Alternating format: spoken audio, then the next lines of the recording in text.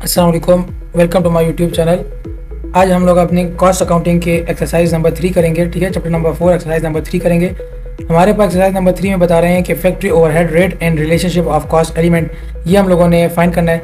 आज अ schedule of cost of good manufacture shows material use जो था वो हमारे पास है 300,000 का, डायरेक्ट लेबर 800,000, FOH कॉस्ट $640,000 की, और work in process ending inventory जो थी वो हमारे पास थी 140,000 की। ठीक है, अब हमारे पास इसकी रिक्वायरमेंट क्या है? रिक्वायरमेंट हमारे पास है, सबसे पहले आते हैं कि rate of factory overhead to direct labour cost, हम लोगों ने इसका रेट मालूम करना है।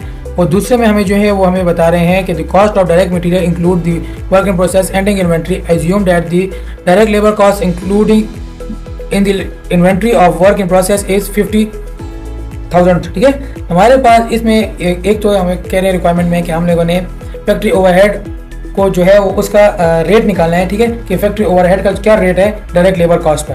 तो दूसरा हमें बता रहे हैं कि डायरेक्ट लेबर कॉस्ट हम लोगों ने वर्क इन प्रोसेस की जो एंडिंग इन्वेंट्री है इसमें से हम लोगों ने मालूम करना है कि हमारे पास टोटल लेबर कॉस्ट कितनी है। अब हम क्वेश्चन को कंटिन्यू करते हैं। इस क्वेश्चन को कंटिन्यू करने से सबसे पहले हम लोगों ने जो रिक्वायरमेंट है उससे सबसे पहले हम लोगों ने क्या करना है कि पहले हम लोग देखते हैं कि हमारे पास जितना भी साल के एंड पे वर्क इन प्रोसेस का जो अकाउंट था उसको हम लोगों ने पहले देखना है। तो जैसे कि हमारे पास इन्वेंट्रीज मौजूद थी, $300,000 की जो है वो मटेरियल था, ठीक है, जो यूज हो चुका है। नेक्स्ट हमारे पास जो था वो था 800,000 की जो लेबर था। ठीक है, नेक्स्ट हमारे पास था कि हमारे पास $640,000 का जो था वो हमारे पास था FOH कॉस्ट।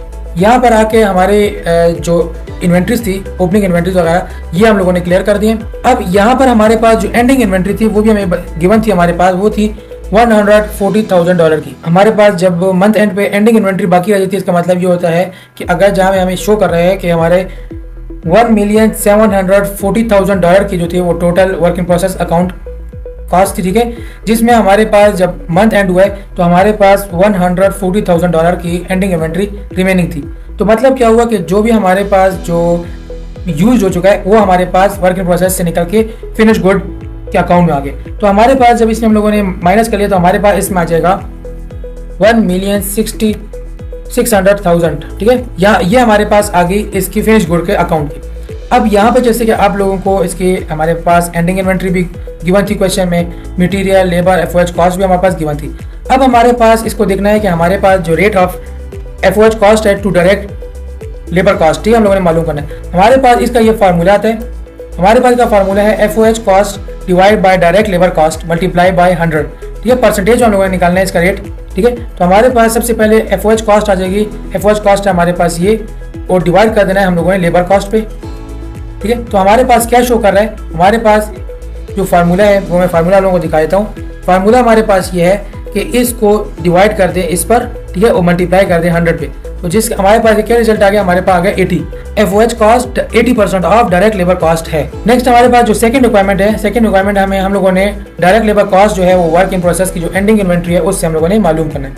तो सबसे पहले जैसे कि हमें गिवन था कि हमारे पास जो डायरेक्ट लेबर है वो हमारे पास है 50,000 का। ठीक है, 50,000 का जो है वो हमारे पास डायरेक्ट लेबर कॉस्ट थी। अब हमारे पास जो 50,000 के हम लोगों ने 80% निकालना है। ठीक है, हमारे पास आ जाएगा 50,000 मल्टीप्लाई बाय 80, ठीक है, डिवाइड बाय 100, हमारे पास आ गया 40,000। ठीक है, हमारे पास आ गया 40,000।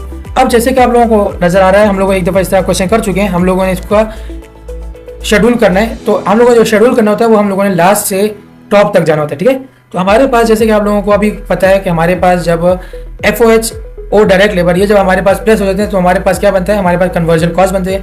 ठीक है, अब कन्वर्जन कॉस्ट यहाँ पर हमारे पास 90,000 थी। अब जैसे कि आप लोगों को पता है कि हमारे पास जो टोटल इन्वेंट्री थी, ठीक है, टोटल इन्वेंट्री हमारे पास एंडिंग वो है हमारे पास 140,000 की। ठीक है, ये हमारे पास थी एंडिंग इन्वेंट्री थी इसकी। इससे अब हम लोगों ने क्या माइनस करना है, इससे हम लोग माइनस कर देंगे ये वाली जो अमाउंट है हमारे पास, ये अमाउंट हमें उससे माइनस कर देंगे। हमारे पास क्या आ गया, हमारे पास आ गया 50,000।